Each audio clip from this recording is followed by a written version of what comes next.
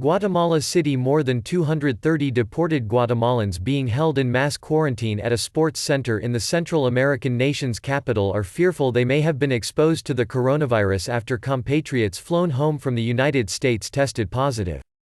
President Alejandro Giammattei said on Friday a dozen randomly selected people from a deportation flight on Monday tested positive for the coronavirus when examined by the U.S. Centers for Disease Control and Prevention. Giammattei suggested more on the flight had tested positive as well. The infected deportees are interned in a hospital in Guatemala City.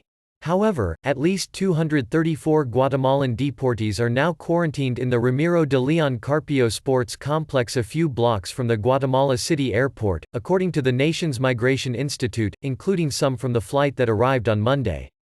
Flights deporting Guatemalans from the United States were on Thursday temporarily suspended after reports of the mass infection. "We don't want to be here, we prefer to quarantine at home," said a man named Daniel at the sports center, who did not provide his last name and who arrived on Tuesday from Brownsville, Texas, along with 108 other Guatemalans. "We feel at risk here," he said.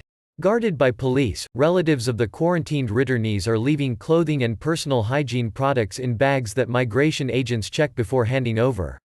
Despite recommendations for social distancing to curb the spread of the virus, rooms are packed with about 20 beds and bunk beds, separated by about 1 meter. "They check our temperature at midnight, at 4 in the morning, then again at noon and in the afternoon, and again at night," said Daniel, adding he had not been tested for the coronavirus. A Reuters witness saw about 10 people leave the shelter on Friday after they obtained permission to return home. "We panicked here," said one of them as he left. "We were scared because we've heard that the people here don't like us, that they think we're sick." Family members also said they are concerned disease might spread at the complex and said they had not received information about how long their loved ones would be held. Several declined to be interviewed over fears that once their names become public they will face discrimination or even violent attacks. Deportees have faced tightened entry restrictions, put in place by mayors of different departments, with some mayors even prohibiting their entry. Other mayors have threatened to expel families from their hometowns.